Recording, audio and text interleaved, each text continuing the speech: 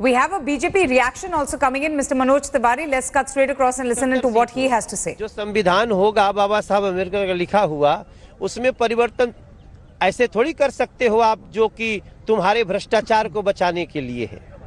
मैं समझता हूं कि अरविंद केजरीवाल के जितने बेईमानी की सल्तनत है, आप याद करिए, यही वो जंतर मंतर है जहां पर वो 2014 के पहले उन सभी लोगों को खलनायक बता रहे थे जिनके साथ कल कदमों में बैठ के उनके तलवे चाट रहे थे।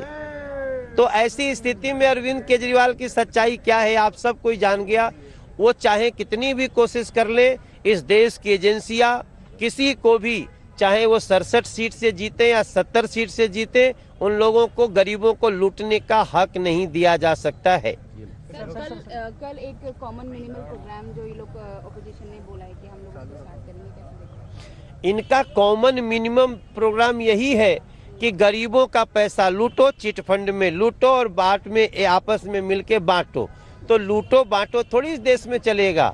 चौकीदार बहुत चौकन्ना है, आप कितना भी उसके ऊपर अटैक करोगे, चौकीदार इन चोरों को चोरी करने का मौका नहीं देगा और जो चोरी किए हुए हैं वो इनके हलक से निकाल करके वापस गरीबों को दे देगा। मुलायम सिंह ने कल बोला था कि मुलायम सिंह जी का मन अच्छा है, एक भले मानुस हैं, किसान हैं, किसान के परिवार से आए हैं।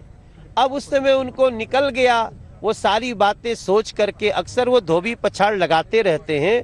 कल उन्होंने सोनिया जी और बाकी लोगों को धोबी पछाड़ लगा दिया है।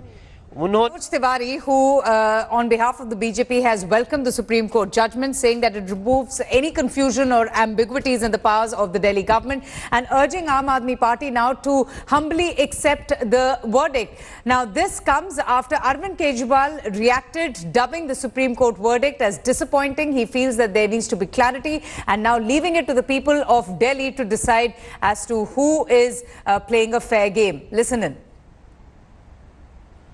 विपक्षी पार्टी तो सारा गड़बड़ करवा रही है और सारी शक्तियां आज दिल्ली की चुनी हुई सरकार को छोड़ के विपक्षी पार्टी को दे दी गई। हमें लगता है कि ये जजमेंट ना केवल दिल्ली के लोगों के खिलाफ है, ये संविधान के खिलाफ है, ये जजमेंट जनतंत्र के खिलाफ है। अब इसका जो भी इसके लीगल उपाय हैं वो सब हम करेंगे। आज देश के सामने बहुत बड़ी चुनौती है। पूरा देश चाहता है कि मोदी जी और अमित शाह जी की जोड़ी को इन चुनावों में 2019 के चुनावों में हराया जाए, और उसके लिए बहुत ज़रूरी है कि जहां जहां बीजेपी के कैंडिडेट्स हैं उसके खिलाफ एक ही कैंडिडेट खड़ा हो ताकि एंटी बीजेपी वोट बट ना सके। ये बात सभी पार्टियों को समझनी होगी। Still no clarity on who is Delhi's super boss, with the matter now referred to a larger bench in the Supreme Court. Thanks for watching the video. For more such news and updates, please like, share and subscribe to India Today. Also check out our other great videos from our channel. We know you would love to.